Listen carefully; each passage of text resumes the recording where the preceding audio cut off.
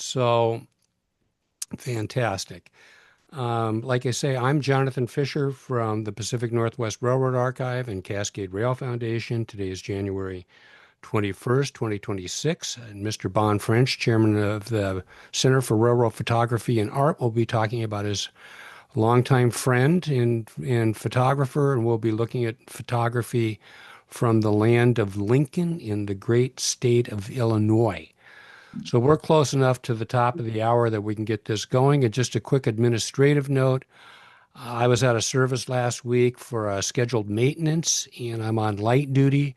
So this week, our program will be managed by our esteemed and executive director, Virginia Wright, our behind the scenes person that has made this program such a success over the last 7 years. And we'll also be accompanied by my co-host and dear friend and mentor, Mr. George Foster of Hermiston, Oregon, former Union Pacific engineer in the Blue Mountains of Oregon. And with that, I'm going to turn my camera off and mute, which I know is hard for people to believe, and turn it over to Virginia. And Virginia, it's 1 p.m. So by golly, let's get this show on the road.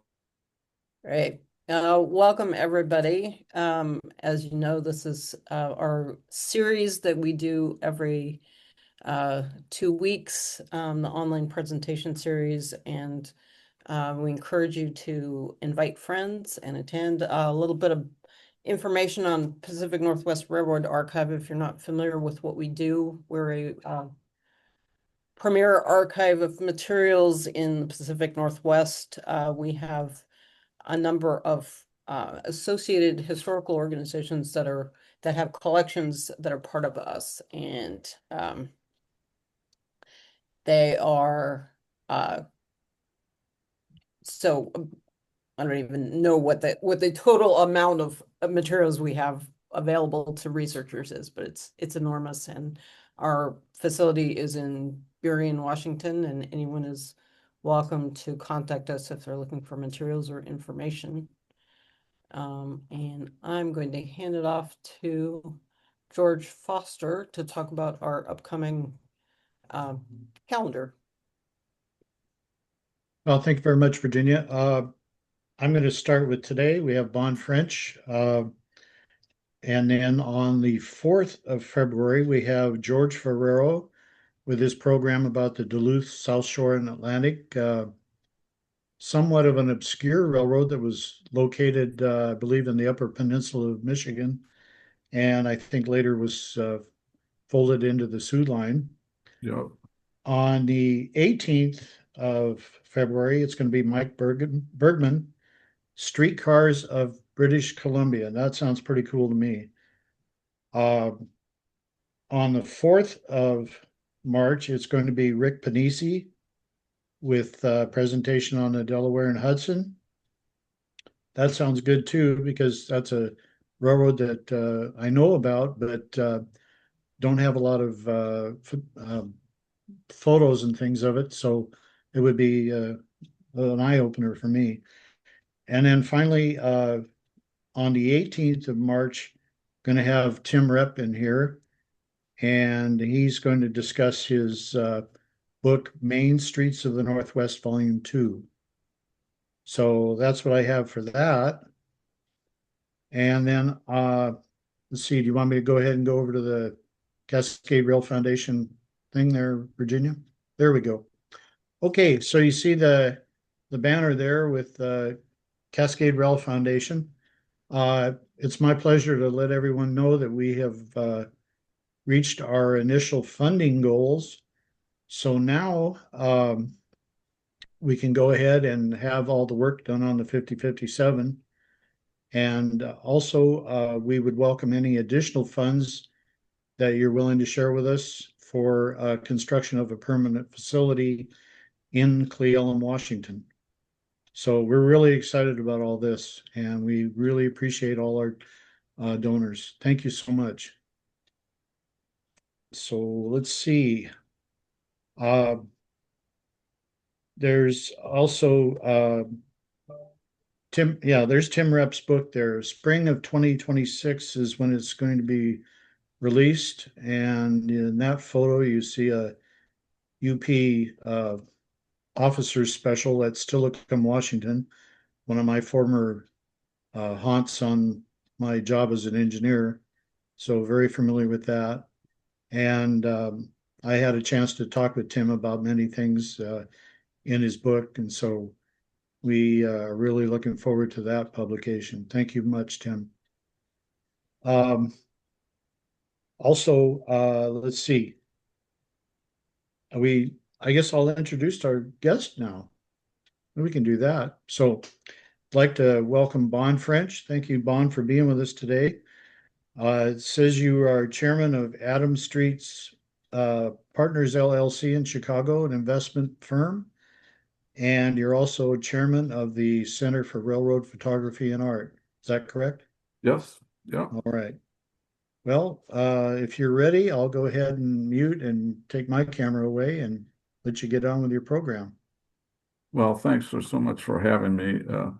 I've got a number of hopefully really interesting slides to share with you, and I'm honored to present a sampling of material from my good friend Dick Neumiller. Dick was 21 years my senior, but we were really close friends. Actually, my parents were close friends. We both grew up and lived in Peoria, Illinois, where he was from and I'm from. Dick loved trains, and more germane to this presentation, he loved color. And and somewhat unusually, got more excited about rail photography as the steam engine faded, since the diesels and the post-World War II Streamliners were brilliant in their new color schemes. He carried the official guide with him wherever he went and planned his trips around the passenger train schedules and the photo locations of choice.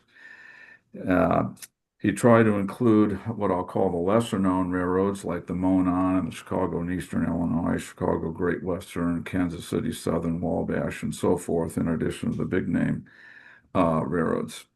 Dick never shot in black and white.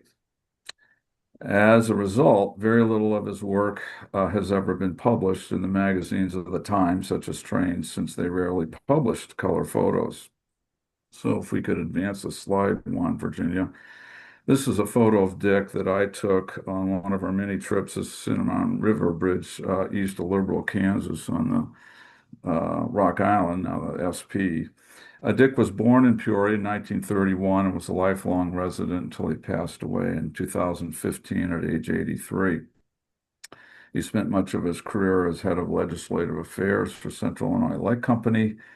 He spent many years, more than a dozen years, on the Peoria City Council, and then he was mayor of Peoria as well. Dick went to Knox College in Galesburg, Illinois in the late 40s and early 50s. If you've ever been to Galesburg and to Knox College, it's immediately adjacent to the CB&Q and the Santa Fe there. He began shooting Kodachrome slides in 1950 and had excellent equipment and Leicas and Canons and other fine cameras and lenses. And he belonged to the Peoria Camera Club and often won awards for his work, which included many things beyond trains. As I said a minute ago, Dick was 21 years my senior, but early on we realized we both liked trains, and our first trip together was to Edelstein, Illinois, which is about 20 miles north of Peoria, and Edelstein Hill and Chillicothe, to shoot the Santa Fe.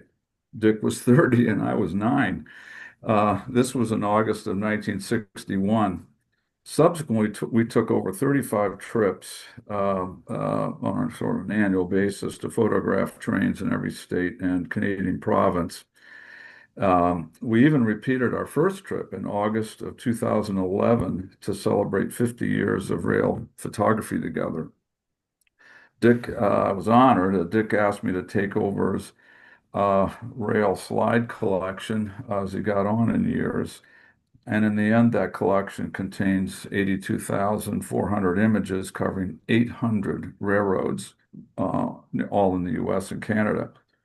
Dick Neumiller is sort of Germanic, and he was very meticulous, fortunately for all of us, in labeling and organizing his slides. So every slide has the exact date on it, location, passenger train name or number, and often the f-stop and shutter speed. In addition, all slides on the side of the slide are color-coded with the film type, so I can tell which one was assay 12 or 25 or 64, 200, and so on. So on with the presentation. So next slide, Virginia. So this is how to organize this. So this is all about Streamliners in the 50s. There are few slides in the 60s, but otherwise it's mainly in the 50s, all in color.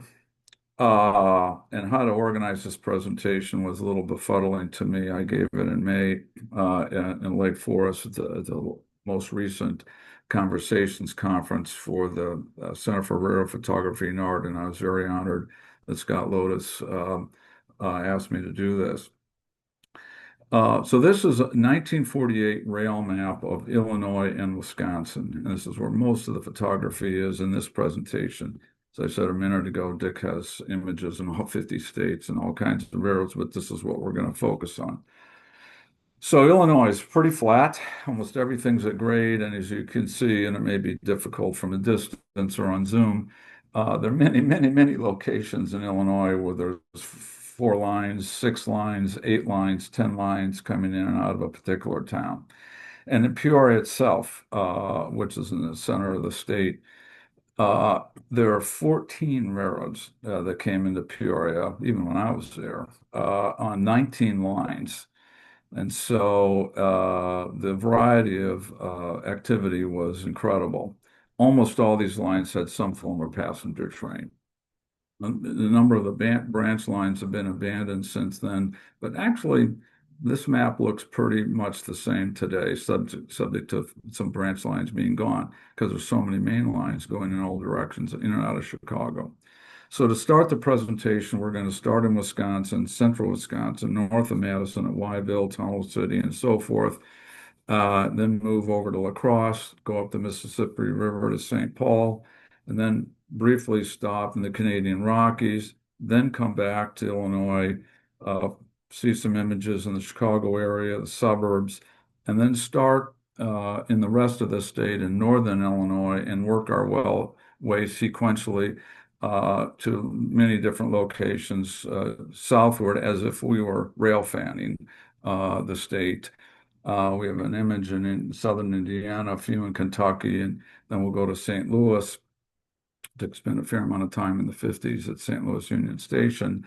A few images across Missouri to the Kansas City Union Station, where he spent time, and wrap up with a couple of images in Colorado. So if we could advance the slide. So this is a beginning. This is Chicago Northwestern slide number 1. Dick took 4,000 Northwestern images. And this is one of my favorites. This is in Wyville. This is a westbound freight coming from Chicago, Milwaukee, and cutting off and going around the curve to head up the line to Minneapolis. But I love the composition here with signals and signal boxes framing the train, and beautiful image. Next slide. So this is mainly about passenger trains, but occasionally I'm going to throw in a freight train or two, but mainly. So this is Chicago Northwestern slide number 2. So we ran over to Tunnel City, which is not too far from Wyville. This is May of '54. By the way, I have the exact dates, but to save time, I'm not going to mention all the days and such. But this is the eastbound Dakota 400 with a GP7 about to go into the tunnel at Tunnel City. And next, now back to Wyville. This is obviously the 400. This is the eastbound train coming from the Twin Cities, stopped at Wyville. The engines are headed toward Chicago, Milwaukee and Chicago. And there's another passenger train there at the depot as well. I don't know if it's the Dakota 400 that we just saw or not, but they often had 2 trains there, and people could interchange, if you will, between the trains and go in different directions down to Madison or to the west and so forth. A beautiful image.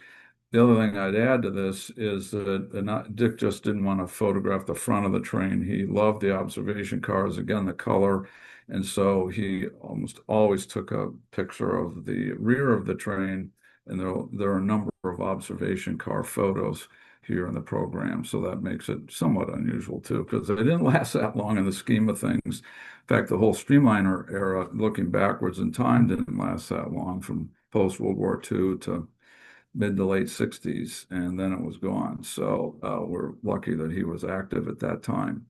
Next.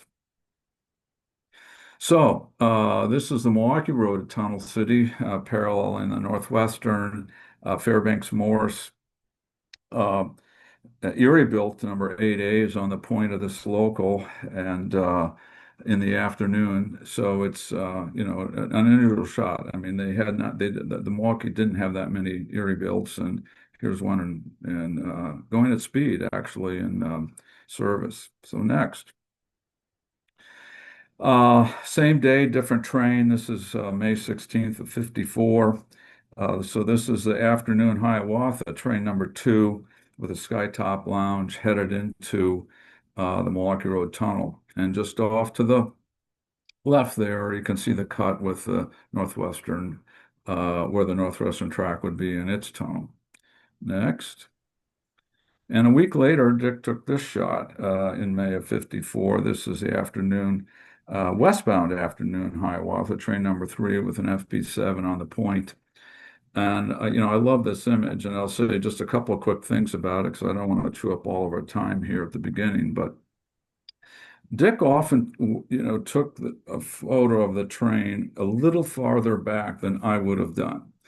And that was for 2 reasons. One, to give context to the train and in the setting of the scenery. And I wish I would have done that in hindsight, because I often waited till the train was right on me because I wanted the train. But this was a much better image because you got the train in the context of the environment. The second reason for doing this is that these are very slow film speeds. And these trains, the passenger trains, which he focused on, were really moving in this day and age, 80, 90, sometimes 100 miles an hour. And if you waited till the train was pretty close, it would be blurred near the front, even in a sunny day.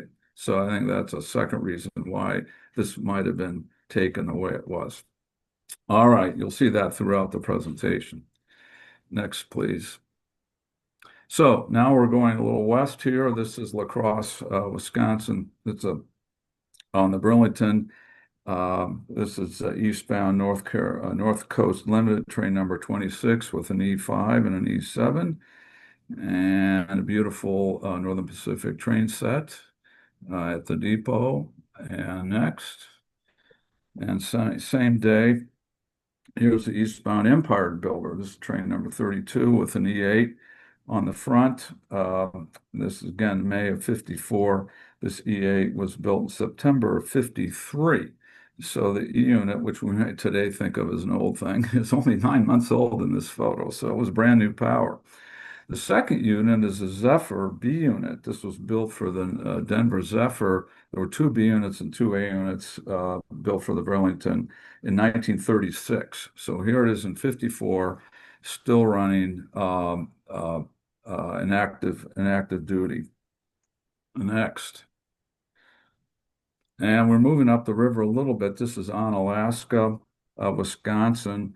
In June of 54, this is another eastbound North Coast Limited with an E8 on the front and a Zephyr A unit, again built in 1936. Now, I love this composition. Again, if I were here at this time, I would have probably stood on what is the Northwestern track in the foreground to get that track out of the way and get a little closer to the train. But I like this. This is so great because you got more elevation. You can see all the people fishing in the river. You can see the broad expanse of the river. You can see the whole train. And that line today, the Northwestern line, which went from La Crosse to Winona, is a bike path. So there's great historical documentation in all of this. And I just love that the use of the track, actually, the near track is a framing element. Okay, next. Well, sorry, last thing I would say about that is this was a very high-speed stretch of track. And remember the speed surveys that Trains Magazine did in the 60s and 70s? This stretch along the Mississippi for the Burlington was some of the highest average speeds in the nation, averages of 80, 90 miles an hour. And so these trains, including those old Zephyr units, were really moving. Okay, now we're in St. Paul. And here's, we have about 8 trains here. Dick spent the day there, June 5th of 54. Here's the morning Zephyr, train number 22, with 2 beautiful E5s. These were built in February of 1940, so they're 14 years old here, but a beautiful train set, headed to Chicago out of Minneapolis, and stop in St. Paul, and then head on. The next train up this day, so this is all the same day. A beautiful Empire Builder eastbound with an F7 on the point.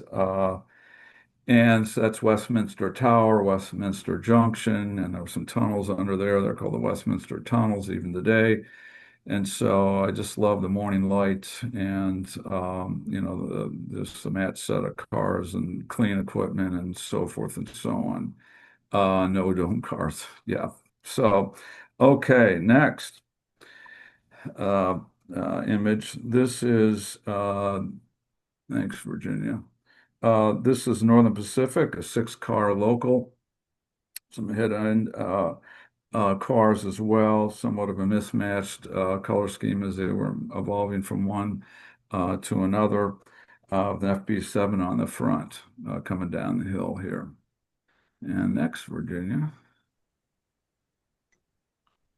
And this Dick moved just a few hundred feet down the hill. He was on that bridge before. Now he's a block downhill of it to photograph the train going under the bridge, which is a nice image. There's a new bridge at this location, but there still is a street over the tracks here. So this is the Winnipeg, number 8, with 2 F3s on the point, and again, a beautiful morning light. Next. Now we're on the bridge again, looking to the north.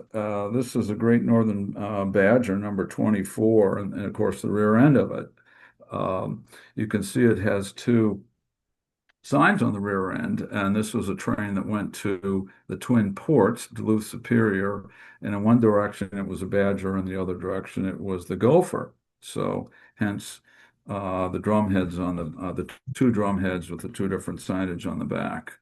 The train's obviously crossing over and getting to its tracks to head up to the Twin Ports. Next. Okay. In 1954, even the Chicago Great Western still had passenger trains. They didn't last much longer on that railroad, but Dick did capture this one. It was one of the few left on the Great Western, and it's called the Mill Cities, and it's train number 6 with an F7 on the front, and it went from Kansas City to Minneapolis. And if you know, both cities were huge in the grain business and the flour milling business and so forth. So that's why the railroad named it Mills Cities, cities plural. Thank you. Next one. Okay, this is the Western Star, train number 27, westbound out of St. Paul, up the hill, past the tower, with a beautiful observation car. Again, no domes yet. I think they're under construction at this point for the railroad, but they weren't in service at this point. And next. I just killed to be there this day with this kind of light and all these trains, but one after another. Anyway, so this is a Northern Pacific eastbound 10-car mail train. And as a modeler, I'm an HO modeler, this is a really interesting thing to model because we forget today, how important to the railroads, the baggage cars, mail, post office, railway express, and all that was. Okay, next. Now we're going to go to Canada for a few images. This is Jasper in August of 59. This is the westbound Continental, one of their flagship trains. This is train number 3 in Jasper. Brand new GP9s actually on the point. Next. Now we're in Banff in August of '59. This is Canadian Pacific's flagship train, the Canadian number 2, stopped with its equipment. These cars are still running, and via now the Canadian, and I've ridden on it 2 or 3 times, and I have a ticket to go again in April. So it's a great trip, and this is beautiful equipment. So next. So this is the same trip in August of '59, the eastbound Canadian leaving Lake Louise. And I love the framing here as well, with the switch stand on the right, the station and the mountains on the left. And I know it's a wedgie, but this is a wedgie I love. The class unit, the 1400s on the point with FP7s and in beautiful, clean condition. All right, next. Dick whirled around and got the going away shot, leaving Lake Louise of the Canadian, which I really like. All right, one more in Canada, and then we'll go to Chicago. To advance the slide. So this is the Dominion train number 7, westbound, second section, according to Dick's notes, the GP9 and 2 F7s. This is near Field, east of Field, near the spiral tunnels. So it was a great place to photograph trains. Next. Okay, now we're in Chicago. This is LaSalle Street Station, very familiar to everybody. This is May 14th of '55. This is the eastbound New York Central Wolverine, train number 8. This was one slide that didn't have the train name and number on it, but I could tell from the shadows and timetables what it was. So it's Wolverine leaving LaSalle Street with a PA on the front, 2 PAs actually. And I've seen a lot of New York Central photos of passenger trains with E-units and so forth, but it's pretty rare to see one with PAs. So I'm not even sure how many they had, but they didn't have too many, and I don't think they ran too long in service, but here it is. The other thing I'd say about this photo is it's other than the tracks, which are still there in the center, everything else on the sides is gone. There's a lot of baggage and Railway Express equipment to the left, and then the boxcars and freight houses and transfer tracks on the right. It's all gone. It's condos and shops and stuff like that. In fact, it's very difficult to photograph here from Roosevelt Road because it's sort of the tracks go through a tunnel of buildings, and unless it's midday, with the sun straight down, there's shadows. So it's sad that way. Okay, next. This is the inbound same day. This is May of '55. Inbound Golden State premier train on the Rock Island with the Golden State obs on the rear. Next. Now, if we slide a couple blocks to the east on Roosevelt Road, it's Dearborn Station. This is 1957, and this is a southbound thoroughbred train number 5 on the Monon with a couple of F3s on the front departing for Indiana and ultimately Louisville. Through Bloomington, and among other famous places this weekend. Okay, next. This is the inbound Bluebird from St. Louis on the Wabash. And Wabash was early with domes and dome knobs and so forth. And so, I mean, we went, it's going across Dead Flat, Illinois, but it was a way to compete in a very hotly contested St. Louis to Chicago passenger market where it was the Wabash, the GM&O, and the Illinois Central competing there for business, and this was one way to compete. Okay, next. All right, the Conversations conferences typically held for us at Lake Forest College, and this was the case last May. This coming year, it's going to be in Indianapolis, so we're excited about that venue. But just for the participants at the conference, this is a Chicago Northwestern train going through Lake Forest in 1960. The 400 headed for the Twin Cities. And as it whizzed by, you can advance the next slide. This is the rear of the train. And what's amazing to me is not only the train, but the background. This is Lake Forest in 1960. there's not a house in sight, nothing, not even that many trees compared to today. So this is all full of, suburbs and beautiful houses and such. It's literally unrecognizable at this point. I mean, the track's still there and it's busy with metro trains, but that's it. So a neat image. Next. All right, also in Lake Forest, same day. Just to the west is the main line of the Milwaukee Road, and this is the afternoon Hiawatha with an E9 and three F7s blasting north at a high rate of speed. The highway underneath is Town Line Road or Route 60, and it's still there, and that bridge is still there, and the tracks are still there, and all that is the same.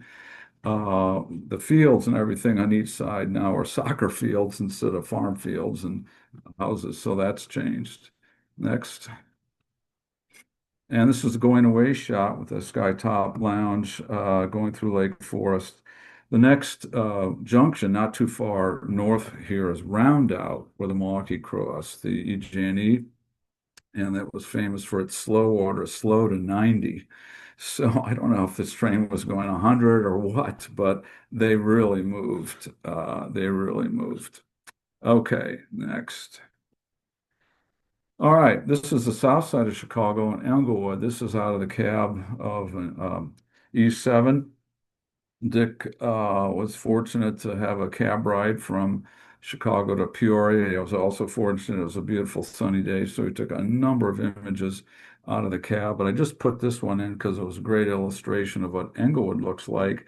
Rock Island tracks, again, still there today, although now on a flyover, going straight, the New York Central and Nickel Plate tracks curving off to the left, to the east, and then across on the other side of the depot at a diagonal is the Pennsy main line. So we'll see a few trains here that Dick photographed. Next. So first up is this one. On the right is the eastbound Peoria Rocket with an FP7, was due into Englewood or out of Englewood at 9:28 in the morning. And next to it is the westbound New England States train 27. It was with an E8 and it was due in at 9:22. So given that they were a couple minutes apart and subject to the vagaries of scheduling and such, this was probably repeatable on most days. So they both were going to go north now into LaSalle Street Station, but parallel to each other. But the Rock Island train is an eastbound and the New York Central train is a westbound. So it's kind of curious.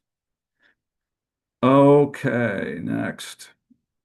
Next train up through here was a commuter train.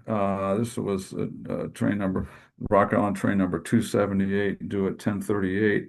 And today it has Aerotrain number 2. The Rock Island had 3 of these sets. Number 1 was a jet rocket, and number 2 and 3 were the Aerotrain, but they looked the same. And they were in long distance service in the mid to late 50s, including a Peoria. Rough riding didn't work too well, so the Rock Island put them in commuter service. So I don't know, how would you like to get on and go to Chicago in this train? Would have been pretty neat at Englewood. Okay, next. All right, here's a beautiful shot of the inbound Golden State. Train number 4 was due into Englewood at 10:45, so a little bit, just a few minutes after the commuter train. Morning light from the east, and this is in October of 61. So I love the composition here, broadside of the engine, but got it just right, so your eye goes down the Pennsy main line, and included the train shed as well. One thing from modelers that I'll point out here is on the near track and even the next one, you'll see a switch point right next to the diamonds. And I've never seen that modeled, and B, obviously it's part of the interlocking structure, but why you would have an open switch point just in front of the diamonds, boggles my mind, because if a train was going through here, obviously it would go off the tracks and make a mess. But anyway, there it is. All right, next. All right, this is in November of 59. You can see snow on the ground. This is the Pensy Manhattan Limited, number 22, with 3 units headed east. A lot of head-end power. The Pensy Tower over here controlled the interlocking with the Rock Island. The train has stopped. The depot's just behind the train. So next. Next train up, 1144, was the nickel plate, the New Yorker, train number 6 with 2 PAs.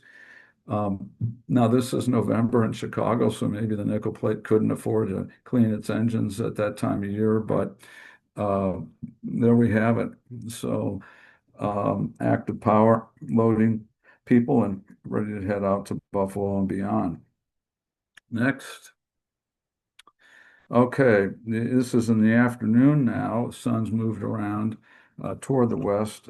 Dick is looking north on the Rock Island, and here is the eastbound Wolverine with 2 units at 1:46 in the afternoon. And next, shortly after that, due in at 2:09, is the westbound Rocky Mountain Rocket, train number 7. With E8 and a very typical for this train, but very unusual otherwise, AB6 unit in the middle and then an E7. Now this train is darn near stopped right now, so Dick isn't putting his life in danger, but even I, as much as I love the composition, seeing the curved rails through all the diamonds, I don't think I'd stand in the middle of the rails today to do it.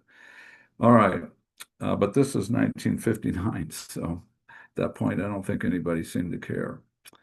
All right, next.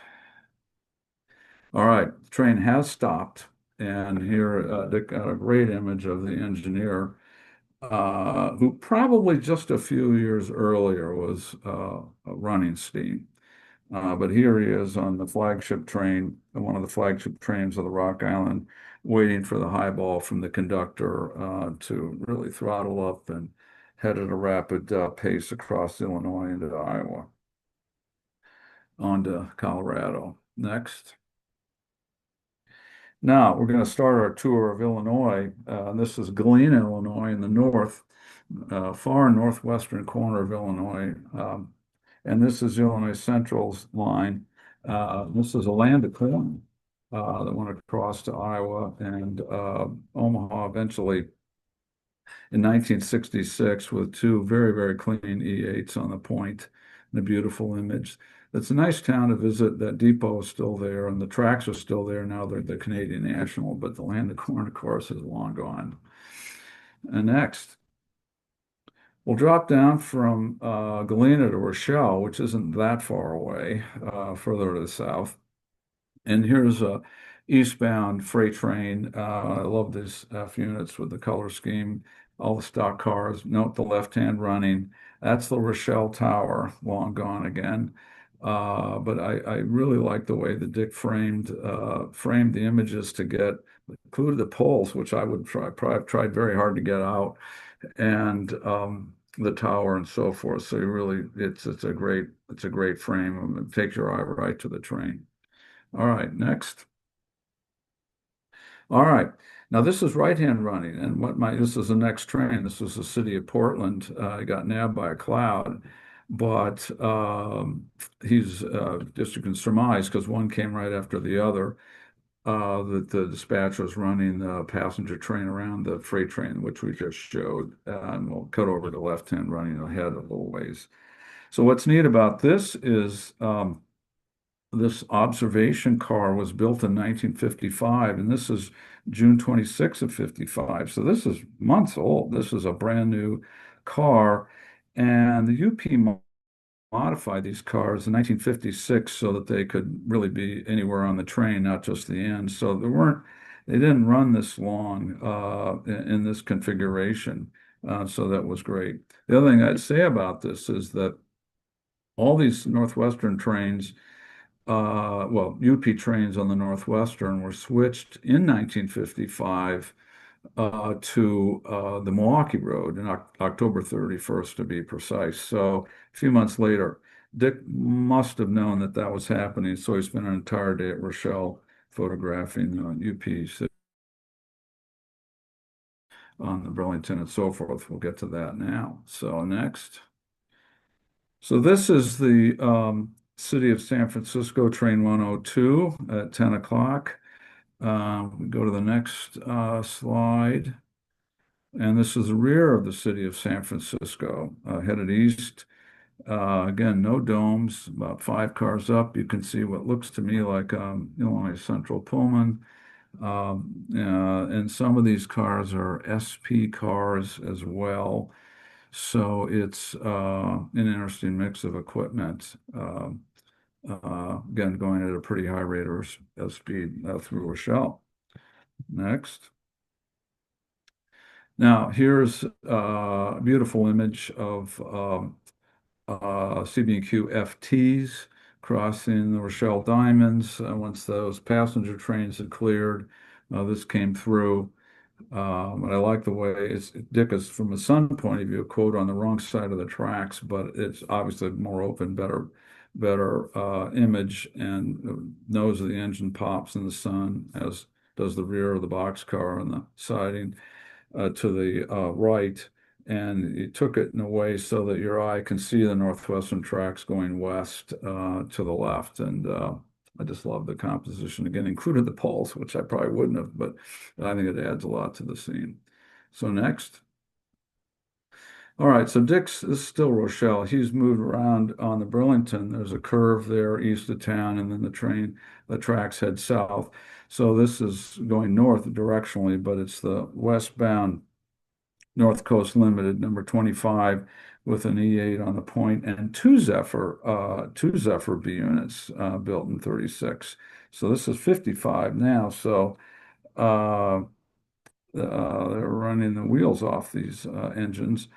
Now, this scene is unrecognizable today for a lot of reasons. One, the water tower's gone, the coal tower's gone, and what's open land and farmland in 1955 is now full of warehouses, cold storage warehouses, and a block or two past that second signal bridge is the overpass for Interstate 88, which is, a ways into the future at this point. So anyway, next.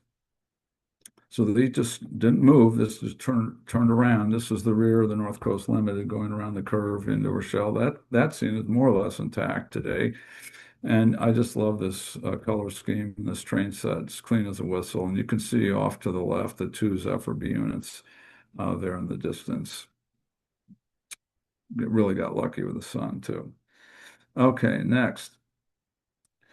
So this is the eastbound Morning Zephyr number 22 with two E7s. There are 9 cars, 6 domes due in at 1:50 in the afternoon. Next. And this is a going away shot of, we call it the Morning Zephyr, but it's technically the Twin Cities Zephyr. And going past the water tower and coal chute at Rochelle down to Lee, Illinois, and Big Rock and Aurora, and on the racetrack into Chicago. All right, next. I love this shot. This is Anawan, Illinois, and I went there a year or so ago just to see what it was like. Because even I didn't know where Anawan was. It's all small town. It's about 30 miles east of the Quad Cities on the Rock Island Main Line, which is now the Iowa State, about 25 miles east of Silvis. And this is in May of 53, and this is the westbound Golden State. You can see a mix of SP equipment and Rock Island equipment in the image. The unit's reasonably new and obviously beautifully clean. This is 3:45 in the afternoon. Again, Dick, kept the poles, framed the train going through the telephone poles and such, and by the elevator and all that. That street's still there today and so forth. So next. I know it's about the age of the Streamliners, but I couldn't resist putting this one in. So following the Golden State, the Rock dispatcher let this freight come by. And I just love that early color scheme. The GP7s there were built in November of 52, and this is May of 53. So they're only 6 months old. So this is brand new power on the Rock Island, and it was an order that helped dieselized the railroad and replaced steam. And the Rock Island, if I remember correctly, claimed they were dieselized in 52. Now, maybe it was November, December of 52, but there it is. But I just think it's a beautiful image, and I love that color scheme. It's brand new, clean. Next. Okay. So Dick had his official guide. He went down to Kewanee from Anawan on the same day. It's only about 10 miles south there, and this is the main line of the Burlington from Chicago to Galesburg. And this is a westbound California Zephyr, train 17, with three passenger F3s on the front. And when the CZ was equipped in the very late 40s. LaGrange was backlogged building the units, so the Burlington ordered these passenger F3s for the flagship train. And when they got all the units they wanted by 54 or so, they re-geared these F3s and repainted them actually as well to the grayback scheme. And so they only ran in passenger service for a little while. But here's a great shot just east of Kewanee. That's Route 34. It's all there today. The track, the grass, the little mound. Route 34 is still a two-lane road and so forth. So in that sense, this image is more or less the same. Okay, next. All right, now we're just east of Galesburg. Galesburg is in the far distance down the track, a couple miles, and this is where three tracks go to two. That's still the case today. And this is in June of 53. And so here's an eastbound freight holding at the end of the third track with 484 and active duty. It's not a fan trip. And this is 5631. This one off from the famous 5632 holding. And flying by is the Kansas City Zephyr, train number 6 with the brand new E8. So what a great transition era photo on the Burlington that Dick got here. There were a number of more passenger trains, but we'll just, for the sake of time, keep moving on our railfan trip. Next. All right, Chillicothe, near and dear to my heart, near Peoria. This is the westbound chief, not the super chief, just the chief, number 19 over the Illinois River Bridge at Chillicothe. And it's a beautiful Kodachrome day and Kodachrome slide. Again, I might have waited till the train was a little closer, but Dick took it, I think, just in the right spot. And the composition is neat because the railings, the shadow of the railings, the rails, the train, everything takes your eye to the train and through the bridge. And so it's one of my all-time favorites. Next. Dick, by the way, has 7,000 Santa Fe slides, so we're just going to see a couple. This is the chief going around Houlihan's Curve in an unusual view. Most people would take it by that house above the baggage car, but this was looking uphill in the spring when the leaves were on the trees. And then the chief still had an observation car running, and this was in 1957. Next. Now we're in Peoria, our hometown, Peoria Rocket. So even the lowly Rock Island had observation cars on its train. Very nice crowd, very well-dressed crowd getting on the train. This would be the 3 o'clock rocket. And that depot, the Rock Island Depot, is still there today. It's a great martini bar and restaurant. And over on the left, where the warehouse is now the Peoria Riverfront Museum, which is a terrific place to visit. Okay, next. Also in Peoria at the Rock Island Depot, here comes the jet rocket, number 1, coming into town in a cloud of dust. And you can see this is summertime, August of 55. So, sorry, no, April of 57. So the crowd is probably looking at this train going, what the heck is this? Because not too many years earlier, this would have been steam powered, let alone diesel. But here we have something from, looks like is outer space coming into Peoria. And 57. Okay, next. Now we're in Dwight, Illinois. This photo was taken in August of 52. So it's 73 years old. Southbound and Rutledge with two F3s going to St. Louis. There's a local on the siding, and you can see the taxi cabs in Dwight, the Woodies, they're lined up, ready to take passengers. Next. Now, here's also the Ann Rutledge, obviously. This is in Bloomington, southbound, but, very, very clean equipment and long train. And the GMO did a lot of business on this quarter, and in particular in Bloomington. The large crowds here came and went, and there was lots of service. Next. Now, the Purian Eastern subsidiary of the New York Central System crosses the GM&O at the depot in Bloomington, and this is westbound Peorian coming out of Indianapolis through Danville and Champaign-Urbana, and then Bloomington, then Peoria. This is in August of 55 with a GP7 on the front. And it would run into Peoria Station until that closed in 55, and then it ran to Pekin for a couple of years, and the whole thing was discontinued in 1957. So this is 55. So next. So Dick photographed the train stopped at the station. Couldn't stop there too long because it was blocking the GM&O. But this was the Amazon of its day, Railway Express Agency. Bloomington's a pretty big city, actually. A lot of packages being unloaded at the head end, and they're all ready to be distributed and shipped to all the customers in the Bloomington area. But head end business was very important to the Purian Eastern here. All right, next. Now we're going to the eastern part of the state to St. Ann.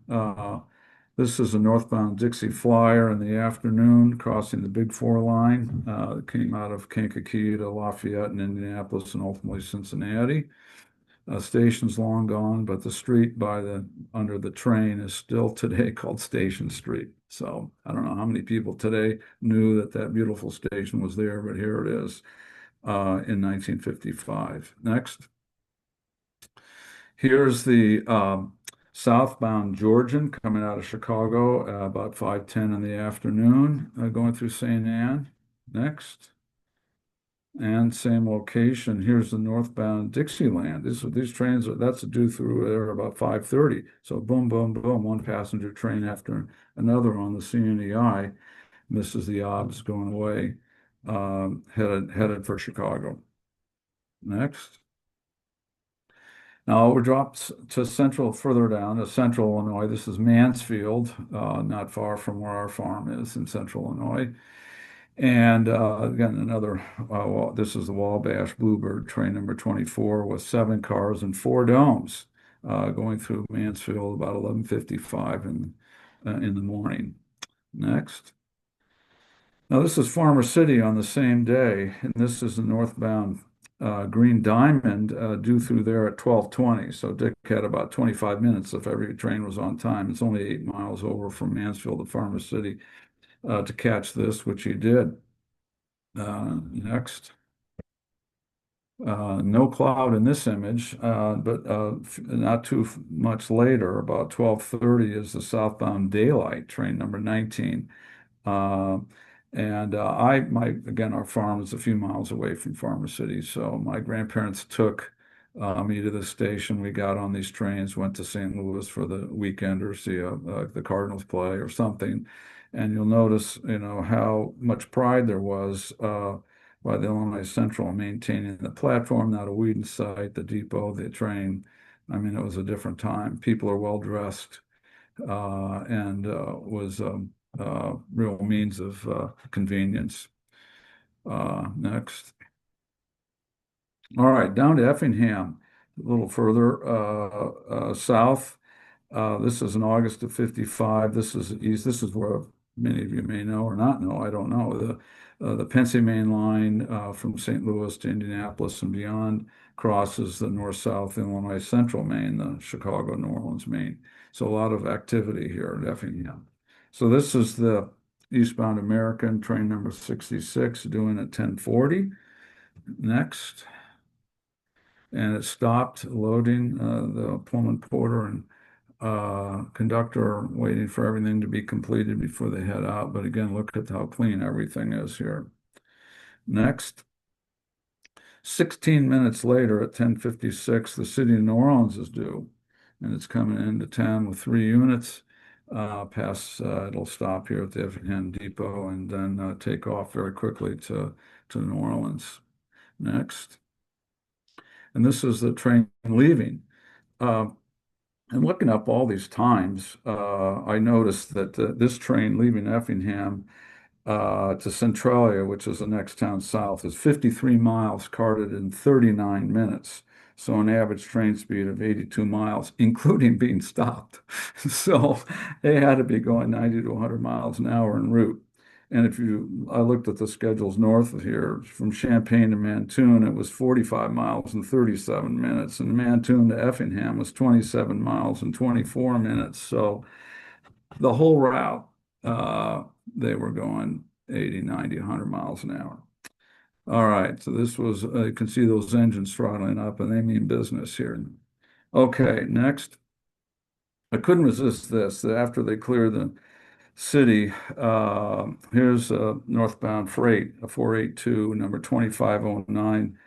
Now, I'm sure this would have been a beautiful black and white image, but wow, in color, the red geraniums, the yellow tower, the engine. I mean, this is 55, and so I mean, Illinois Central is still running steam everywhere, particularly in Illinois, Southern Illinois. So headed north to Chicago, you can see a lot of Southern Illinois coal on that train, headed north as well. So again, fantastic color image.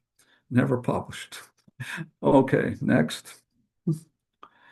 All right, after the freight train went by, this is the Spirit of St. Louis, due at 11:40, 3 units in the front. Next. And this is the rear of the train, the Pensy observation car with the Spirit of St. Louis drumhead, if you will, on the rear. It's completed. It stopped at the station actually at this point. So anyway, all right, next. And one more shot I couldn't resist of a freight train, but this is once the Spirit of St. Louis cleared, dispatcher let another northbound freight go by with a different 482 2512 with reefer blocks headed north to Chicago.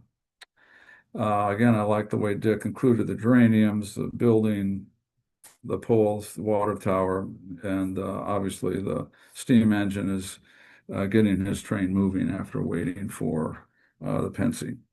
Okay, next. Now, in Southern Illinois, we just have one shot here of the northbound thoroughbred, train number 6. Friends of mine explained to me that the shortness of the train meant it was Sunday, which is the way this train ran. But to me, it looks like an HO model railroad, which is great. So this is has left Louisville and is at Harrodsburg, Indiana, in 1959, due out of there at 9 in the morning.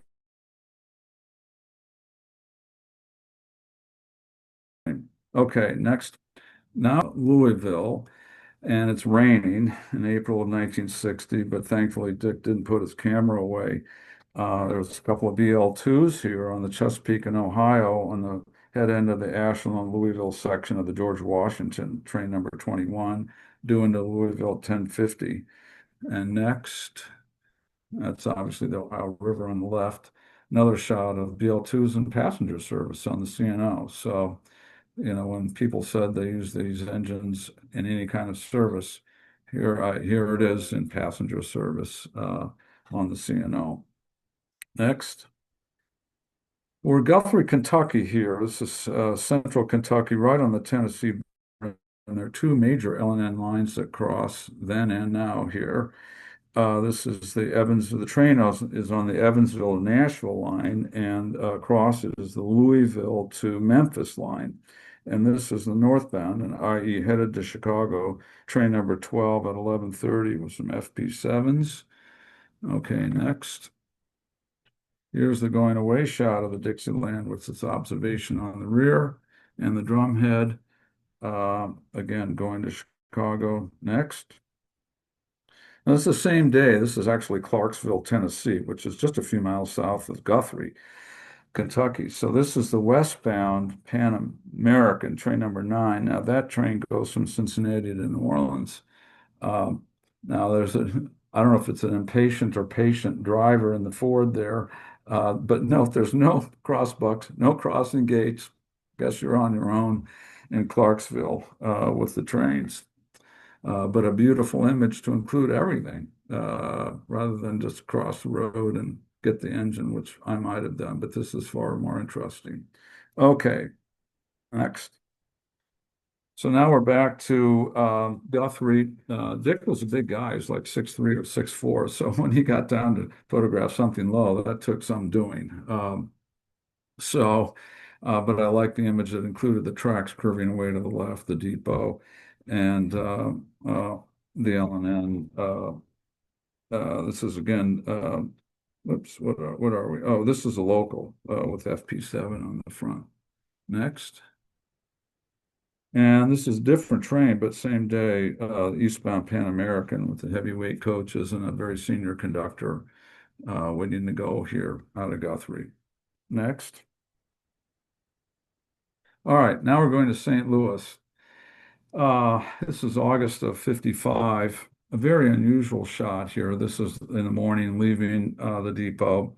2 trains moving at once. On the Burlington, this is a one-of-a-kind engine. The Silver Charger, number 9908, was built in 1939 for the General Persian Zephyr. But this is train number 43 to Burlington, Iowa, which left about 8:45. And next to it's the GM&O Abe Lincoln, number 2, headed out, obviously about the same time. Next. As I mentioned earlier, there was fierce competition here for the Chicago St. Louis traffic. So right after the Abe Lincoln was the northbound Bluebird at 8:55 on the Wabash. Next. Right after that was the northbound Green Diamond on the Illinois Central at 9 o'clock. So within a few minutes, all 3 railroads had trains departing for Chicago, and they would literally race to get there on schedule. All right, next. All right, here's the inbound National Limited, train number 1 on the B&O flagship train coming into St. Louis, and that is going to pull by and then back into the station. So next. And here it is. It's pulled by, and now it's going to back into the station. And a very unusual observation car in the rear.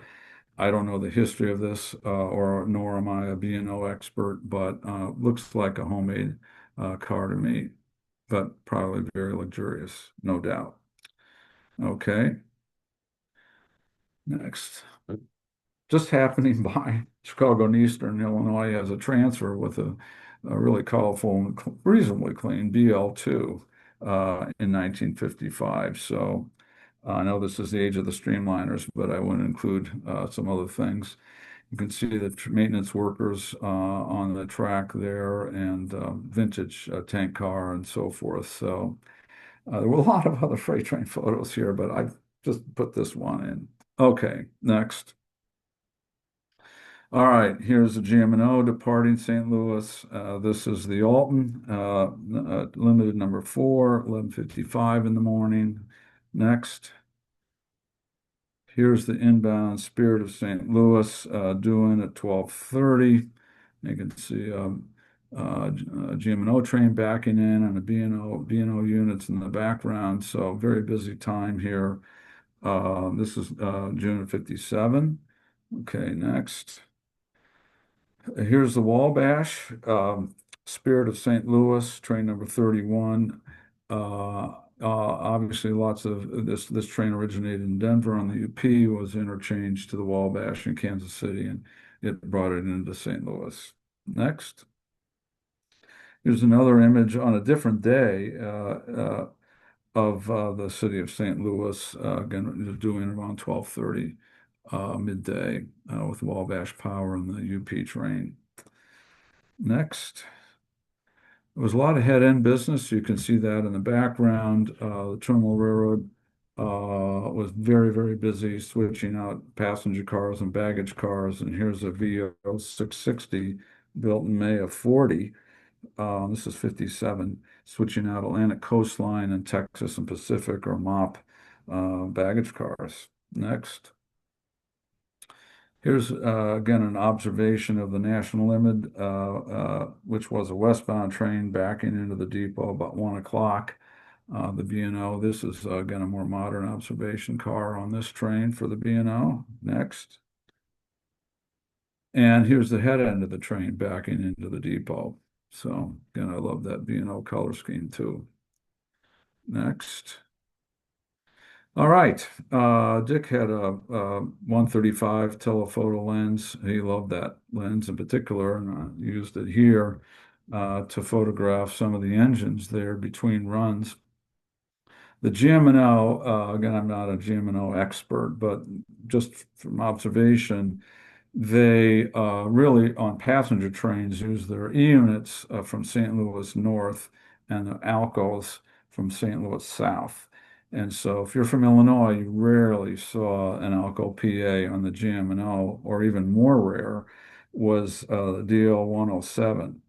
Sorry, not 107, 105. There are only 2 built, and this was number 271, built in 1940. So here you have a very unusual combination of units. Next. And this is a closer in shot of the same thing. I just thought it was worthy of 2 images here with the DL 105 and the PA units, and in the background, MOP PA as well. All right, next. All right, here's the train going to Chicago, or backing in from Chicago. This was the E7 102. Next, the southbound Ann Rutledge due at 145. And then just after that, 15 minutes later, is on the Missouri Pacific is the Texan, train number 25, departing at 2 o'clock with the PA that we'd seen earlier, number 8033, and then 2 E7s, E7B and A, with portholes. And I thought these had to be E3s or E4s, but they're not. The MOP ordered E7s with portholes, so that was pretty unique. I don't know if any other railroad did that, but that's the way they wanted it. Okay, next. This is New York Central, obviously. This is the westbound Knickerbocker, train 15 at 2:40 in the afternoon, coming in, and it's going to back up later. The Wabash train behind it with heavyweight cars. This is all again June of 57. Next. Now, Dick went to Tower Grove, which is only 4 or 5 miles west of Union Station. This was on the same day in 57. Early in the morning, though, it was June 23rd, actually, so it was darn near the longest day of the year. And this is the eastbound Will Rogers, train number 4, Tower Grove. Next. And this is the eastbound Memphian, train 106 at 7:37. Next. And this is taken from the overhead. This is Tower Grove Avenue. This is the eastbound Meteor, train number 10, with the E8s on the Frisco main line. Off to the right is the MOP, which is, of course, today is UP, and the Frisco today is the BNSF, and the cross track was the MOP. And essentially the track layout is the same today. There are not as many tracks, but there's some still there in active service. Okay, next. And he went down to the ground for this shot. This train came a little later, 7:42 was due in. This is the eastbound Texas Special, train number 2. This was a joint train between the Katy and the Frisco. And so here are Katy E units splitting the semaphores at Tower Grove in 1957. All right, next. This was at Lindenwood Yard. As you may know, the Frisco named all of its E units for racehorses. So this was the famous Seabiscuit. All right, next. And we're getting toward the end here, so I appreciate your patience. This is moving across Missouri. This is Sedalia, Missouri on the map in 54. A brand, well, I don't know if it's brand new, but not brand new, but E7, number 7006 with a PA on the westbound Missouri River Eagle, due out of there at 12:22 in the afternoon. And I mean, look how clean the engine is, and look how great the color is in the slide. I mean, this is a 70-year-old image, and this is not retouched, I have to tell you. So this is the way the slide looks. All right, next. All right, now we're going a little further west and a little further north. This is Carrollton, Missouri, in February of 54. We got an FT racing to the east in front of us. There's a westbound freight over on the Santa Fe line, and this is paired track, which still exists today. Wabash had the track on the left, and the Santa Fe had the track on the right. And obviously the freight train's coming off the Wabash onto getting onto its own double track. And Dick took this from the tower there at Carrollton. All right, next. But he wasn't there to photograph the freight trains. He was there to photograph the Wabash City of Kansas City doing at 12:30. And so here it is, flying by, headed to Kansas City. Next. And here's the rear of the train. City of Kansas City with the observation going away, and the Santa Fe FT patiently waiting, because just a block or so ahead, there's a crossover where the Wabash trains will get on the Santa Fe and use that track for westbounds. All right, next. We're going to Kansas City Union Station. This is the east side of it. Rock Island units to the left, Kansas City Southern E units, Frisco E units, Market Road coaches. So a lot of activity. This was in April of 54. Next. Same day, May 25th, actually. Lots of activity, but everyone had E units, whether it was the Santa Fe. These are somewhat unusual, not, this is well known, but these are E8Ms that were rebuilt from E1s.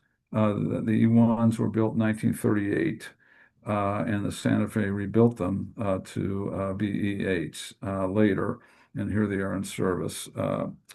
So the Santa Fe didn't have that many E8s, but here's E8A and E8B. With the Kansas City Terminal S1 and Kansas City Southern E8 and a Frisco E8, and to put the cherry on top was a streetcar on the bridge going over.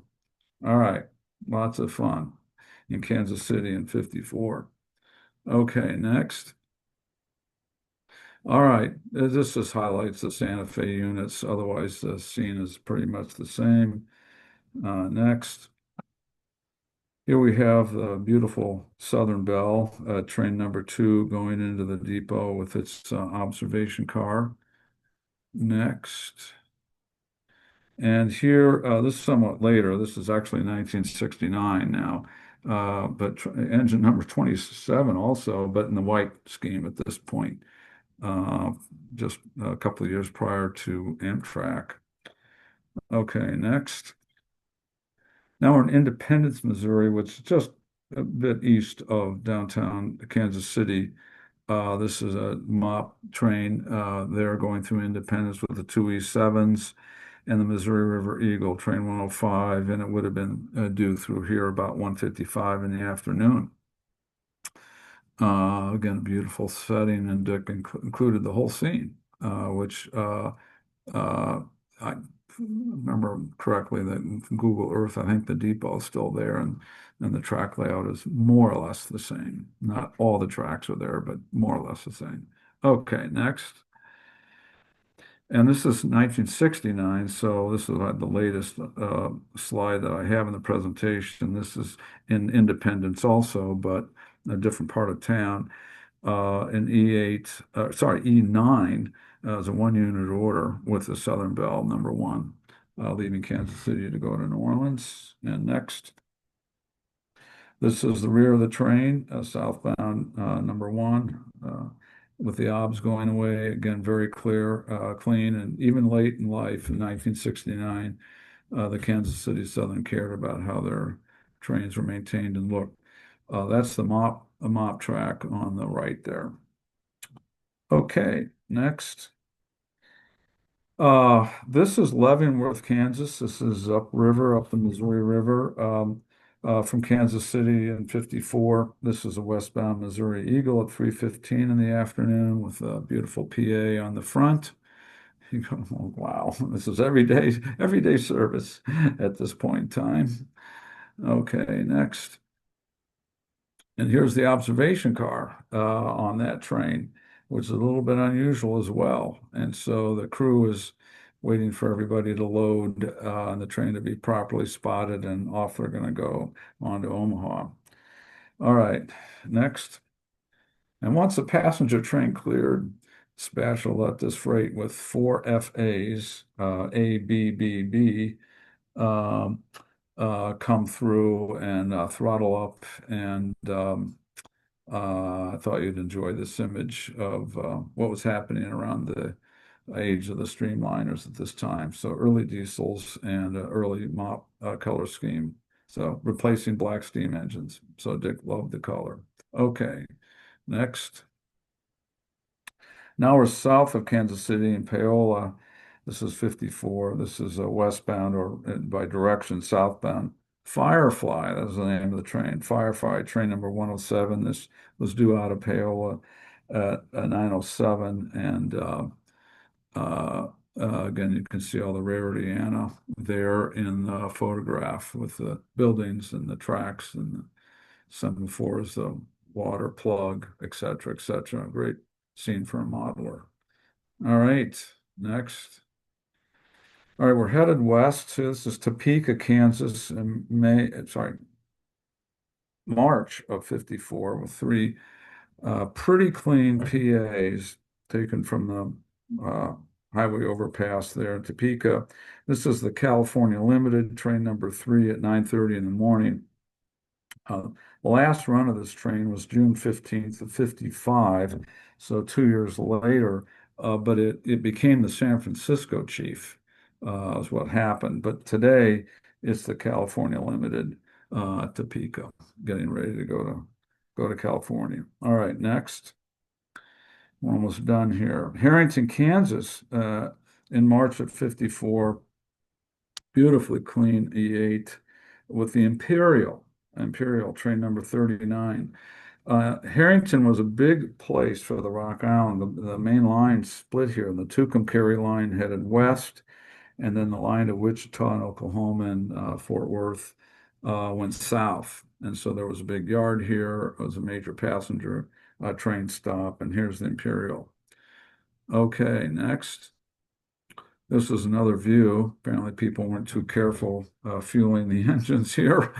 So creating quite an oil mess, but looking west, there's a set of Rock Island PAs in the yard waiting for the train to clear before it comes through. Next. And here's a shot of that train with the stock cars. And I remember we're in Harrington, Kansas, so stock is a big deal in that part of the world. And I'll finish with 2 slides in Craig, Colorado next. This is the Yampa Valley Mail, the PA 6001, and this was taken in June of 61. This engine was built in 47, so it's 14 years old now, but obviously it must have been recently repainted. I know it's not the original Rio Grande scheme that it came in, but it is pristine. And you think about how many tunnels it goes through between Denver and here. There are 27, I think, just to get to the Moffat tunnel. So they did a phenomenal job maintaining their equipment on the Rio Grande. And the last slide is another view of this. There's a GP9 off to the right there, but again, looks like a model rear of Yampa Valley Mail with 2 cars. So I'm trying to revive that service today, actually. So that concludes my program. I thank you for your attention, and I'm happy to take any questions if you have time. I know you have an important thing on your agenda coming up here. So, Bon, were you alongside on many of these photographs? Yeah, well, yeah, no, I wasn't, Roy. Dick and I were alongside each other for many decades, but not in the 50s. I was born Not in, if it's too early for that. Okay. yeah, I was born in 52. So, Oh, but sorry. we, as I said, took 35 trips together. So we had a lot, and they were typically a week to 10 days to 2 weeks at a time each summer. Um, and so we had a lot of time to talk about all this stuff. I told you guys this was going to be a fantastic program, and once again, I underestimated how good it could possibly be. Vaughn is just outstanding, and the audience is just, and some of the back chat that we've had, and so on and so forth. I mean, people are just gaga over this stuff. It's just unbelievably good. Well, this is 100 and some slides out of thousands. Thousands. I know. How do you pick? How do you choose?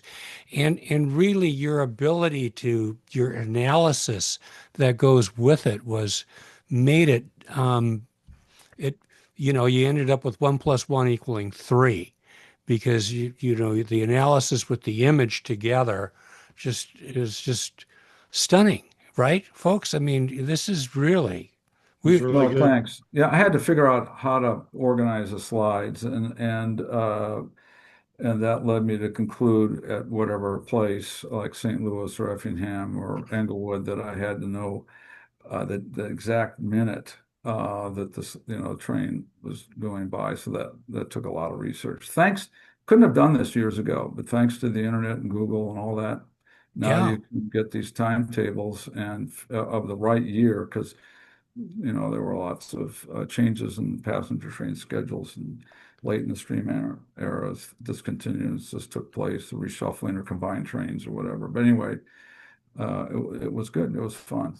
The image Absolutely. quality is really impressive. The colors are so sharp, and for these photos to be as old as they are, it's really impressive. Indeed. Fortunately, it was all Kodachrome film, probably. Yeah, it Yeah, was. yeah, Yeah. Yeah. makes a So there you go. difference. Well, and he had, as I said at the outset, a good camera, good lenses, and he loved photography, as I said, so he had a sense of it. His wife, Nancy, actually went to the Art Institute to school and was an art teacher in Peoria. And so that family thought about composition and art and so forth, the whole thing. In fact, their daughter, Kate, today works is one of the senior people at the Peoria Front Museum. So that Hmm. has continued into the generations. Definitely going to learn to embrace power poles from now on. That's just great. And this, all the time, I know having put a few programs together, nothing of this magnitude, but it giving you a chance then to reprise the effort that you did for your conversations program here today. It gives you a second chance to kind of be able to share the fun and excitement of this whole presentation. Yeah, no, it was fun. Yeah, it was hard. Yeah, yeah. No, I mean, my first cut at this was I don't know 300 or 400 images again, all from the 50s. Yeah, So, but that would have been hours and hours and hours. So I had to cut it down. And so what hit the cutting room floor would be equally interesting. absolutely. Different railroads as well. So. Well, I shamelessly begged you once to come to one of our programs, and I'm just going to do it in front of a public audience, Bon. I'm going to shamelessly beg you to come back again sometime, sir, and share Okay. another presentation with our group because I know, I mean personally, I mean having been to some of those places, um, it was just unbelievably good. Thank you so Thank much, you. sir. Yeah, there Thank was you. I saw in the chat briefly, I haven't had time to really look through it all, but where's this going? So I have it here. I live in Glen Ellen, Illinois, in the western suburbs of Chicago, but I hope at some point it would go to the Center for Aerial Photography and Art. And the main reason it hasn't gone there formally is that, unlike Dick, I didn't label my slides meticulously, and so I'm now in semi-retirement, labeled about half of them, working backwards in time. And so since he and I took so many trips together, where I get stuck on something, I can look up his images of that trip and figure out what the exact date was and location. So I have them for now. I mean, this is before motor drive. So when you think about 82,000 images in today's world, well, that's not that many. But when you think you get one crack at that shot and you've got to pose it and point, click the trigger at the right moment, or you're going to end up, you won't capture it. So Yeah. there's just so much technique in what he was doing that is lost to the modern photographers that have one of these things and just go click, click, click. So it's just I think great. the one I liked was the shot where the passenger train was coming over that big bridge, and you remarked that he didn't let it get a bit closer. But I Yeah. think if the nose of that motor would have gotten closer, it would have dominated the shot. Whereas the way you had it, it was sort of like a proper relationship of the size of the structure of the bridge Yeah. versus the train. A Yeah. lot of balance there. Yeah. Yeah. Yeah. Yeah.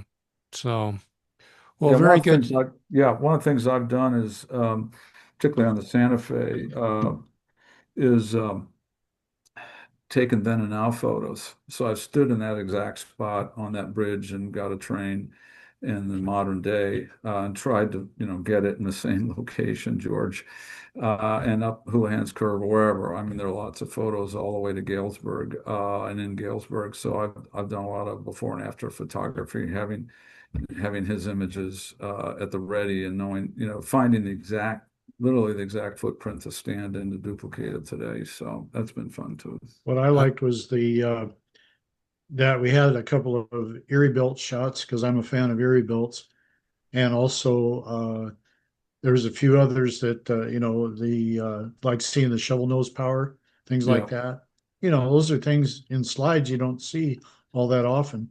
yeah, Usually it's in black and white prints. yeah, yeah. Well, it's all color, as I said, which I love personally as well. You So, bet. um, yeah, I'd love to see it like a before, anytime you want to do a before and after program, that's welcome here as well. Where we could look at his and this era and that era, and those are fascinating. I just, you watch these snapshots of history and time and just the perspective of humanity, I guess. yeah, All yeah. right. Thank Well, you. thank you, Bon, and Thank thank you you. for all your patience and perseverance with this program. And we're just grateful to have had you here today on our program, and we wish you best. And Conversations is coming up again when, sir? It's at the end of April. It's April 24th through April 26th in Indianapolis at the Indiana Historical Society, which has a beautiful venue and a somewhat larger venue as well. Our conferences have been sold out. Actually, the last number of years in Lake Forest, where we're kind of limited to about 185 or 190 people, based on their facilities and such. And everybody loves it, and we're not abandoning Lake Forest College. We'll go back, but it's nice to try a new venue in Indy. Scott Lotus, your executive director, just Yeah, dropped some information in the chat for those people that would be interested yeah. in this. Who Thanks. are, if I just may borrow one more minute of your time, who are some of your guests going to be at this next program? I have that. I don't have it at the ready, unfortunately. I have seen the guest list, and Scott, do you have anything? Scott Lotus? it's stellar. Drop a couple names for us or not? If not, that's fine. But just giving you guys a chance to promote your program to a West Coast audience and raise awareness to your programming. So, Anyway, Bon, I want to Yeah. thank you and Scott, of course, for all of his Scott help just as took himself always. off. Um, Go ahead, Bon. Hey, Did you, hey, Jonathan, Scott just took himself off mute if you want to say something, Scott. Scott? Yeah. Yeah, just real quickly, we're going to have our lineup includes Bill Stewart. He's a native of Indianapolis. He just has a new book about the Big Four that came out, and he'll sort of be our introduction to the local area. Daryl Bond, a tremendous international photographer, is going to share his work from all over the world, including Tehachapi, which is kind of his. He's from New Zealand, but he considers that his American home. Dave Bussey, a great still photographer and videographer. Dave Orsey, a tremendous photographer as well as collector of photography from Dayton, Ohio. From our board, Jeff Browse is going to do a retrospective of his work, including his recent Coaling Towers book. Jeff Mast is going to look at low light photography. Jennifer Albake is a younger photographer doing some interesting drone work. John Hankey is going to join Jeff Browse and talk about coaling towers and their history. The painter Robert West is going to be an artist showcase this year. And then we'll have a few young photographers as docents who will also be in. So that's our lineup, and sure hope any of you who can join us. We'd sure love to have you in Indianapolis. Thank you, Scott, for bringing that in. Now, Bon, is a fellow named Ron Battori still on your board, sir? Yes, he is. Yeah. Did you know that the guy on my screen that's right next to you, Roy Gelder, worked for him for how many years, Yes, Roy? yes. Roy and I are good friends, and Oh, okay, he's okay. been gracious enough to give me a tour, even on his own car of the Belt Railway Yard and Oh, all there that. you go. There you So yeah. go. Very, very And when good. I didn't you didn't mention it, but when I was in college, I was an extra board brakeman for the Sioux Line in Chicago out of Schiller Park, and I took a number of transfers from Schiller Park to Clearing and back. So I Oh, actually knew sure. that up from that point of view. So Yeah, I anyway, just wanted to, while we were in the neighborhood, make sure I get that the yeah, name in he's there. great. So, Yeah, he um, doesn't live too far away either.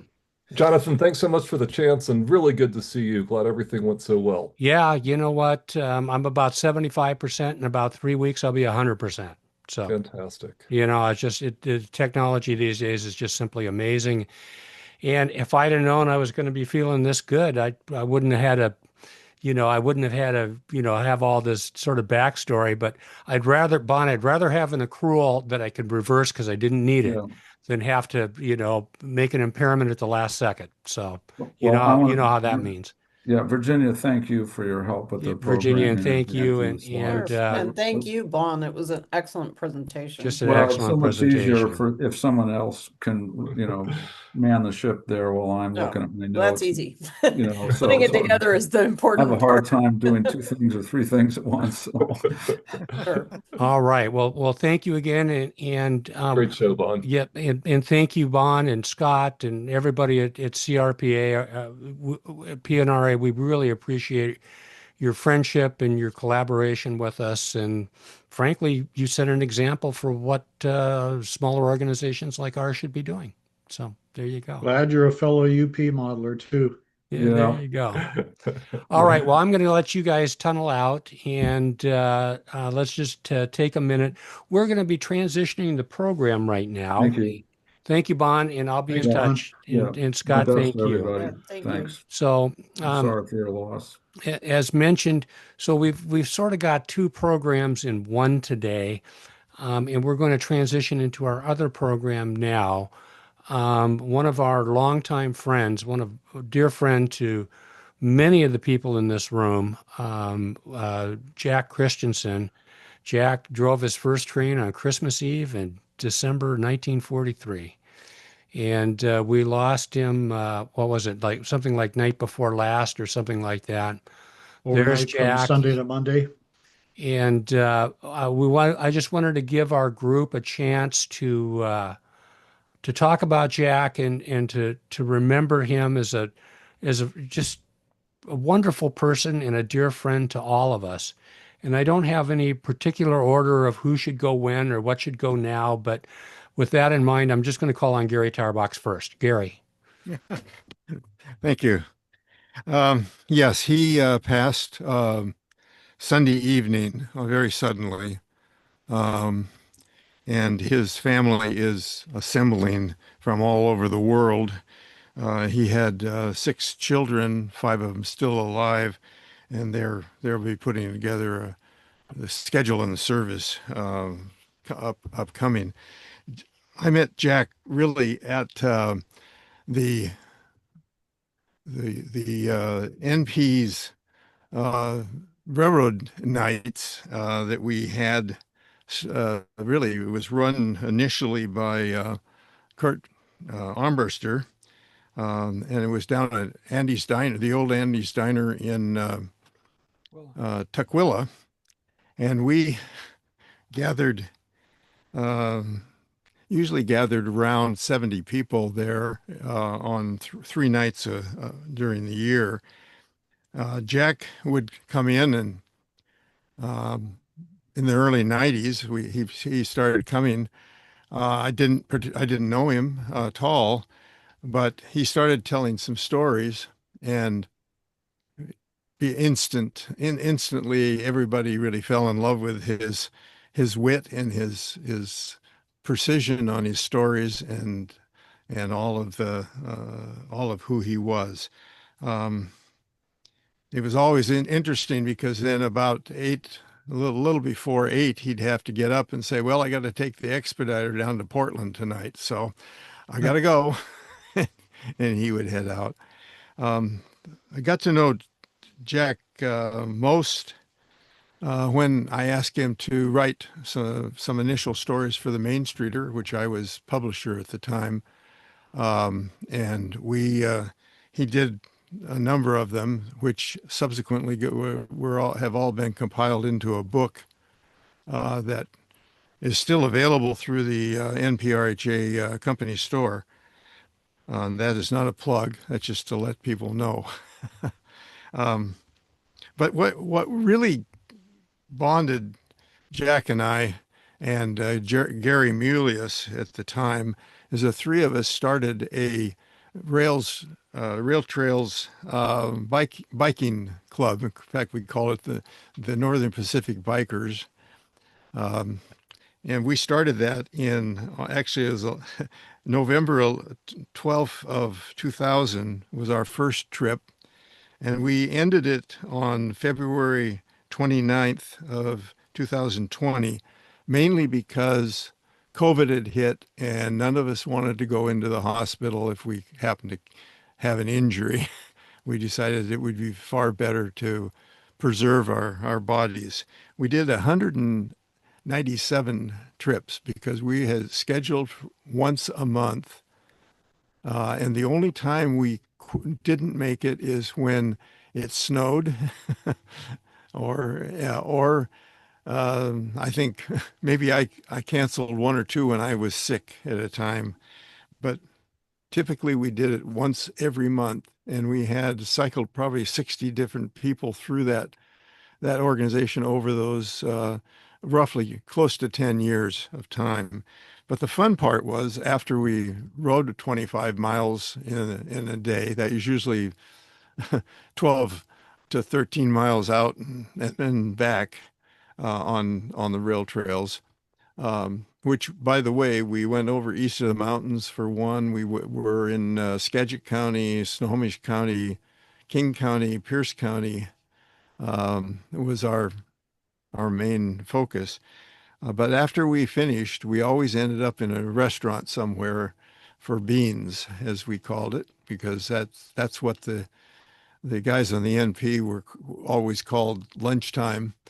And Jack would go through a number of stories. He'd always have a story, and it was just great. The other thing was funny that one of the early trips we did through Issaquah on up towards Preston, and he would, we would be riding along, and he'd say, there was a water tower here somewhere right near here. And so we'd all get off our bikes and go crashing through the brush and find the cement footings of it. He would, as we rode along, he would talk about what it was like on particular hills, and some hills they had to double and triple because they were using on that original line, they were using little S4 steam 10-wheelers. And he would talk about, well, we had to break it in two here. In fact, this is where we usually stalled. And so we'd break it in two and take the rest up to the top and come back and get the rest. Anyway, Jack was a great friend. I saw him a couple of weeks ago at his house, and really, it's just same thing. He was always very open to talking about anything we wanted to talk about, including his career, which he said he never ever thought anybody would care about what he did for a living. And he said joining the NPRHA and meeting all the great friends and then being involved in the PNRA, the archive, were really a high point of his life, having all the friends. So that's the Jack I remember, and I miss him a lot. I know we all do, Gary. And it's okay, folks, for us to have feelings. That's why we're people, so that we have feelings, and we're welcome to have those feelings. So, Dave Sproul, are you ready?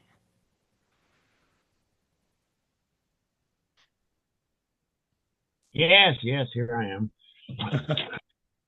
Hello, everyone. Well, what do you want to do, Jonathan? Jonathan kind of asked me to do a brief, not exactly a eulogy, but just a little brief talk about what I remember of Jack. And so I wrote it down because I didn't want to miss anything that I should remember. And there are lots of people who are more qualified than I am to talk about Jack Christensen, but unfortunately, most of them are no longer with us. So I guess It's often the case when you're 99. Yeah, well, actually rounded off, he was 100, you know. Yeah, that's right. And, Round up. I'm honored to speak on behalf of those who can no longer speak anymore. But like I say, I wish that some of these people were still around because they could do better than I and probably would be a lot more deserving than I am. But anyway, here we go. What are you going to do with the pictures I sent you, Jonathan? Are you going to show them now or as I'm talking? Virginia, why don't we share some of those? I've sent them over to Virginia, and we'll take a look at some of those photos. They're just candid shots. They're right. A couple of even kind of surprising. I mean, he used to look a little different back in the old days. I know. I looked at one of them and it's like, who's that? And they go, that's Jack. And I go, well, I always see Jack from the front of his face because I see him on camera. I don't see him necessarily, from the side. So, maybe Virginia can find a couple of those. We could share those. This is the picture from Jack's book. Thank you, Virginia, and thank you for your help today. I mean, frankly, folks, I wouldn't have been able to get through this program this week without her help and without George's help and everybody's help. So, so let's take a look at those, and then we'll have Ed Bernson, and then we'll have Bill Zeidel, just to give you the rotation. I mean, that's just my idea. I mean, we can do whatever you guys want. So. I wish I would have known Jack when I was still working out of Seattle, but we were on different railroads. So, but it would have been nice to meet a few guys over there. Yeah, go ahead, Dave. I didn't want to cut George off. Shall I? Oh, you're fine. Shall I proceed? You got the block. Okay, well, going back 65 years then. My introduction to Jack is part of an often told story. 65 years ago at Easton on the Northern Pacific. Eastward trains that passed through Easton had to use a turnout through an interlocking plant to go from the eastward main track to the single track east of town. And the speed limit through that interlocking was 30 miles an hour. But most of these trains picked up train orders handed up manually by the operator, and they customarily moved at 20 miles an hour or less in order to do that. So early one morning, along comes this freight train going the full 30 miles an hour. And the engine seemed to whiz by in a blur. And approaching the train again to hoop up orders to the caboose, the boxcars zipped past a lot faster than usual. So upon returning to the telegraph office to inform dispatcher Jim Fredrickson that number 600 had passed, the innocent question was asked, "Who was that engineer?" And it brought a reply, "Why, that's Jack Christensen." Well, something in Jim's voice in that reply told the operator to shut up because Jack was regarded as one of the good guys, and nothing more was said. Well, as years passed by, I got to know Jack pretty well, especially when I worked at Everett, and he was engineer on the Everett-Auburn turn. Professionally, he was a man of few words, but those words were always affable and pleasant. He'd come in the depot and visit before he was even on duty and talk about stuff. And then after he was on duty, then it was check the watch, check the register, read the orders, and get out of there and get going. Well, I learned that he was one of the faster runners, and he was always dependable. For example, the proper running time for a freight train between Ellensburg and Easton was 45 minutes, but many engineers varied. 50 minutes on one trip, 44 on the next, 47 the day after that, and so forth. Not Jack, 45 minutes. Speed limits, curves, and other variables, if they were fed into a computer, would come up with 45 minutes for that trip. But using his head instead of a computer, 45 minutes is what Jack did every time. Jack belonged to an elite group of NP engineers who were promoted road foremen of engines. Excuse me for just a second. No problem. Dave will be back here in a second. There's Dave. Yep. I just want to close the door and keep noises out. Anyway, he was among a group of NP engineers that got promoted to road foreman of engines. Now, on some railroads, that job is called traveling engineer.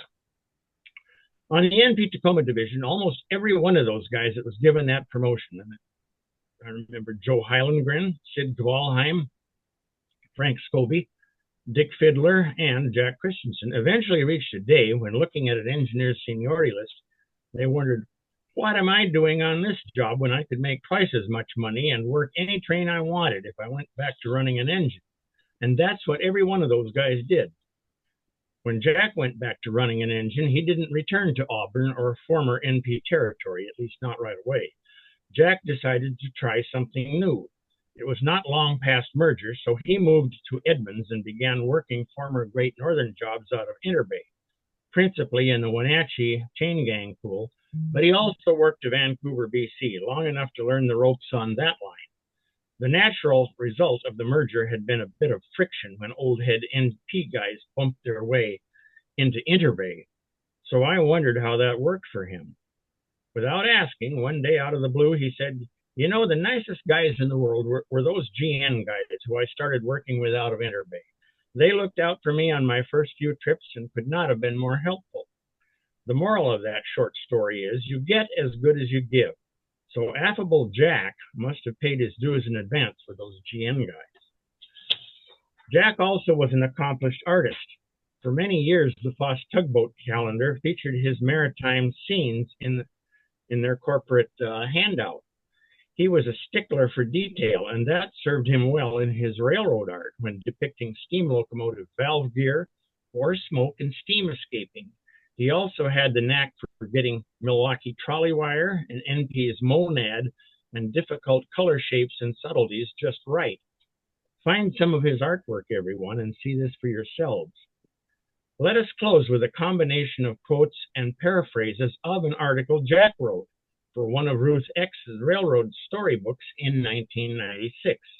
He titled it, "Time for Memories, No Time for Tears."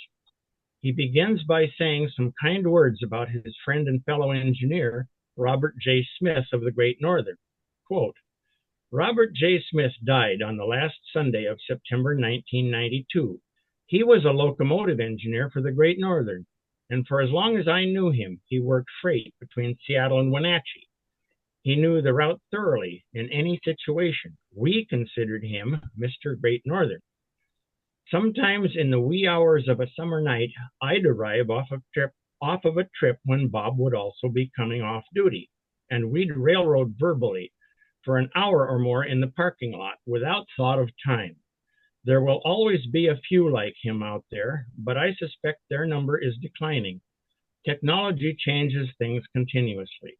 At one time, we had no radios, no centralized traffic control, no electronic hotbox detectors, and less reliable air brakes and signal systems.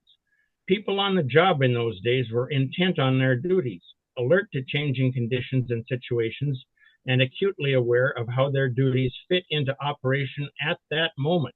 We were on our own with no backup in those times. Things are different today, unquote. Jack went on to tell some stories and mentioned some of the long-gone engineers, conductors, and other folks he'd worked with since early days. He reminisced the railroad scenes of his youth, now gone forever. The roundhouse at Yakima, telegraph offices at outposts like Weimar, Thorpe, Eagle Gorge, and he spoke of Auburn Roundhouse, where his machinist father worked at a lathe and turned blocks of metal into bushings and bearings. He concluded by saying, "It's time to move on. There are too many memories here. A rush of scenes, words, places, and faces. Sounds and smells from the past. Time to move on. It's a fast-paced world now. Time for memories, but no time for tears." Those last words, about 50 words, is an exact Jack quotation. One word for every 2 years of Jack's long, productive, and interesting 100-year life. No one else was better qualified to say those words, and they also serve as a fitting epitaph for Jack, who in every way was the Northern Pacific Railway's mirror image of Robert J. Smith, whom Jack set out to honor when crafting that railroad story 30 years ago. And that's it. Well, thank you, Dave. Who's that guy next to Jack? The guy next to Jack, I don't know, some kid. In 7001. Yeah, I know who that kid is.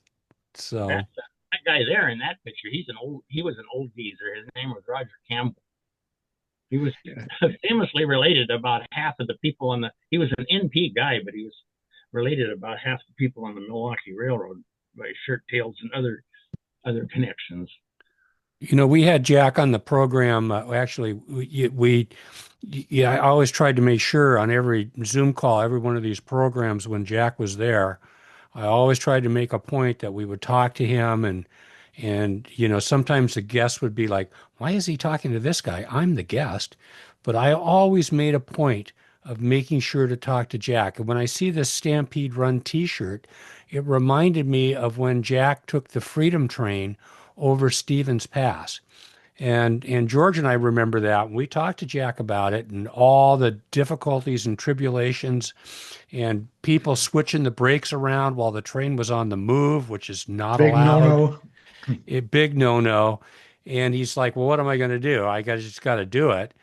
And I went back, and Jack, of course, has this story in his book, and his recollection in that meeting, which was last fall, was as accurate as his narration in his book. I mean, sharp. He knew who he was. He was sharp till the very last moment. It's just great. Ed Bernson, would you like to say a few things? I should turn on the microphone, I guess. Well, you're turn up your volume so the rest of us old timers can hear you. How about that? Well, I don't know if my microphone's even on. See here. It is on. Just all right. Why don't you try talking into it directly so people can hear you more? Well, Dave did a really good job of describing Jack's life and character and personhood, and I don't have much to add to that. But I do recall that in the 1960s, the last full decade of the Northern Pacific, 3 20-something telegraphers named Sproul, Burnson, and Gary Emmons shared the unique experience of being telegraphers over much of the Tacoma Division, west of Yakima, and then as train dispatchers in Tacoma. And I recall that when I was working the mountain, often on the midnight shift to Auburn to Yakima, dispatching trains, we, on occasion, when things were going well, we didn't want to delay eastbound priority freight train 600, which is usually due out of Auburn about 1 o'clock a.m. And so, depending on the engineer on 600, we would sometimes take a risk of putting out train orders at Ellensburg for number 26 eastbound, for 600, the extra east freight train 600, the priority freight train from Auburn through to St. Paul, and the westbound North Coast Limited number 25, to put number 25 to take siding, the priority freight passenger train in the Northern Pacific to take siding at Weimar or Umtanum or Rosa and meet extra 7006A East, Northern Pacific, or the priority freight train. That could be a no-no if the trains got delayed. If the engineer on the freight train didn't make the meet, we would delay the passenger train as well as delay the freight train. Jack, we could always count on would be right at the meet there when number 25, the westbound North Coast Limited premier train at 3 o'clock in the morning, everybody was asleep except the crew, so nobody really cared. Stop and line the switch, and the passenger train would crawl into the siding and line the switch back, and 600 with Christensen would roar by at 35 miles an hour in the canyon, click, click, click, click, roar by the microphone at Weimar. And we could count on Jack making it without any delay. And I never got stung by Jack being the engineer when I was putting the North Coast Limited in the hole. So anyway, I did have an enjoyable time myself on occasion at the archives in Burien and side conversations at the NP conventions with Jack, and but not as extensive a contact as Gary Tarbox and Dave Sproul have had. But I'm really proud to have known Jack. Thank you, Ed. Thank you, Ed. And Bill Zeidel, unmute, please. There you go. It's all yours. All right. So, it's funny. Can you hear me okay? 5x5? You're just fine. Okay. All right. So I didn't think Jack knew who I was. The only connection I had was I loved his paintings. So I'd buy as many as I could. And whenever one came out, it was like, geez, I have to have that. So kind of eventually ended up with 23 of them. And then I bought Vogel's when Vogel passed. I bought Kenny's. And then Bill Baker passed. I bought his. And they're all in the archive now because that's where they belong. They need to be shared with other people because his work was outstanding. He'd also call me and say, hey, Bill, I don't know this year. I mean, I got maybe a couple of tugboats in that calendar. What do you think?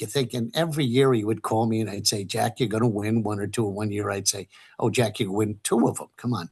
Sure enough, he'd call, by God, Bill, I won 2. Can you believe it? I said, yeah, Jack, because he would always say to me, well, I don't know, Bill, if this is good enough and stuff. I said, Jack, give me the painting. Okay, come on. And sometimes he'd look at it and I'd be walking away and he'd call me back and he'd say, wait a second. There's no birds in this one. I didn't put birds in this one. So he'd take the whole thing apart in front of me and put birds in it and give it back to me that night, and so on. And it'd be kind of funny. He goes, no, Bill, it's too dark. It's too light. Well, I gave all of them away, but I still have one. And here it is. There it is. And that still hangs on the wall because my mom was born 20 miles south of Bismarck in a log cabin. So I always have the Bismarck station always hang on the wall. And when I last I call Jack every month. Last spoke to him about, I want to say 3 weeks ago, just after New Year's. And he was, he said, hey, Bill, you stop down whenever you can. The last time I was there, I think I saw Gary. It was June. I think it was Gary. He was having his wife and him had an anniversary, and they were celebrating. And he was there, and he's sitting there on the kind of holding counsel, because the one rule in life is if you see Jack in a room, you have to go over and talk to him. You always got to go over and talk to Jack. You can't just let Jack walk by without saying something. So we're having him give you a little wisdom, because that's exactly what he was. He was full of wisdom. Man, that's been around that long and you don't listen to him, there's something wrong with you, because he's got it. But when I was there in June, he calls me over and he says, Bill, listen, I got a couple of paintings downstairs, but they're not very good. But, I don't know. And he says, just go downstairs and get them and take them home and see if you like them and see what, get them maybe framed up for the NPRHA guy, because that's the generosity of Jack. Everything he painted and we sold, it went to the NPRHA or the PNRA, and that was Jack. And he was so talented. It was amazing. So here's the envelope. And this is what he said, go pick up downstairs. He says, it's not very good. Well, Auburn and the east of end of Auburn, I have to get them framed. And he insisted they weren't very good. He goes, no, Bill, these aren't very good. And they were shoved in a corner in an envelope under the desk. So we'll take care of that. And I promised Jack. And it was one of Jack's desires that he was going to make a painting for Toppenish. But I guess the real topping was when Gary Tarbucks and I got on the phone, and we were able to get Jack's painting from St. Paul, able to put it together with Jan Taylor, and we were able to give it out to everybody. And then when I was coming back, I dropped off at Jack's house and made sure he got a copy of it.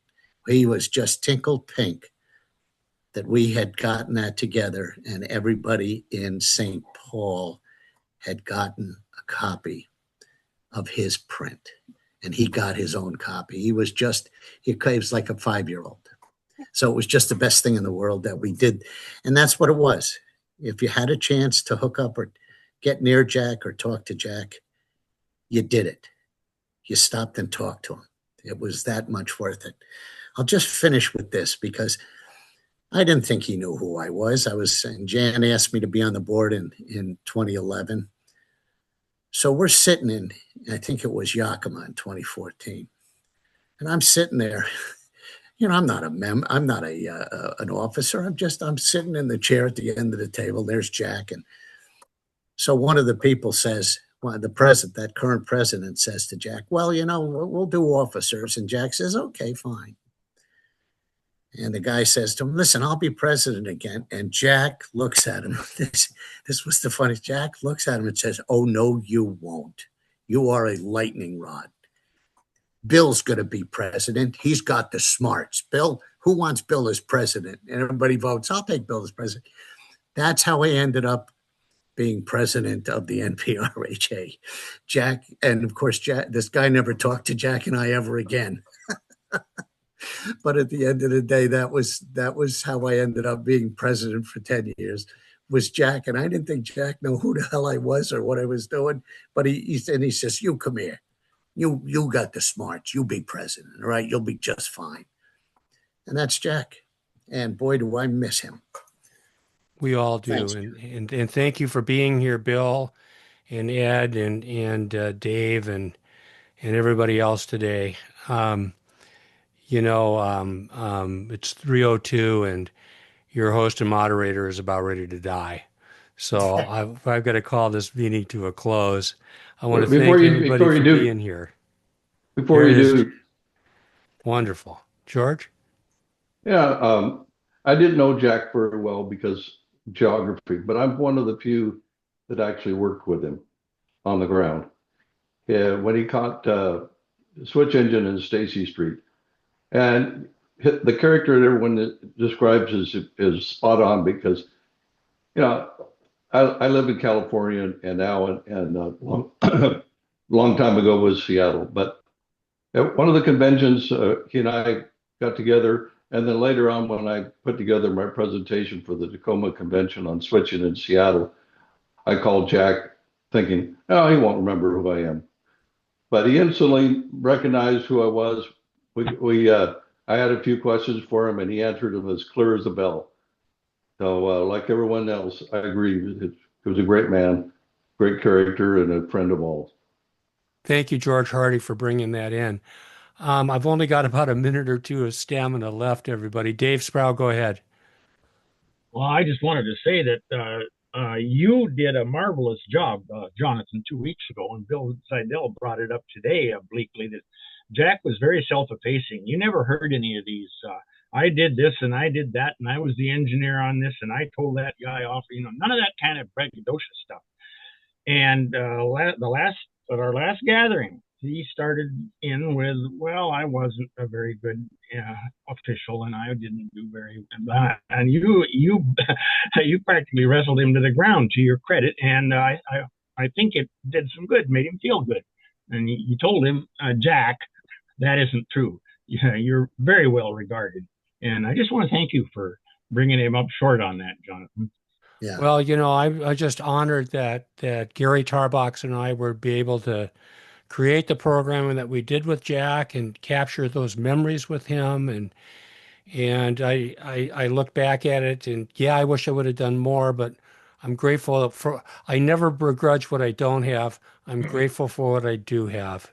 And I'm grateful for the memories and the friendship and everything else. George Foster, and then we're going to close this meeting. I've got to go. I'm dying. You're muted, George Foster. I can hear you, but you're muted. Yeah, thanks for the opportunity to co-host today. And also, this is one reason that, maybe Jack was, we all had talked to him about his experiences and then plus his book. But another reason that if you can, try to get these oral histories from people that have retired. And, I had a guy that refused to do it one time. I wanted to ask him about, he was the last Steve fireman, blah, blah, blah.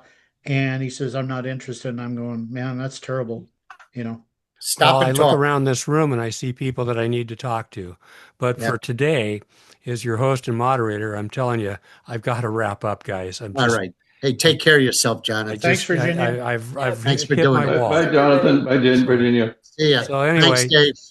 thanks everybody. And I will say next week's 2 weeks program is going to be on the Duluth, South Shore, and Atlantic, and that will be a very interesting program too. So until then, host and moderator Jonathan Fisher, Adios. Virginia Bye-bye. Wright, co-host George Foster, our great guest today. Thank you, everybody, and I'll see you soon.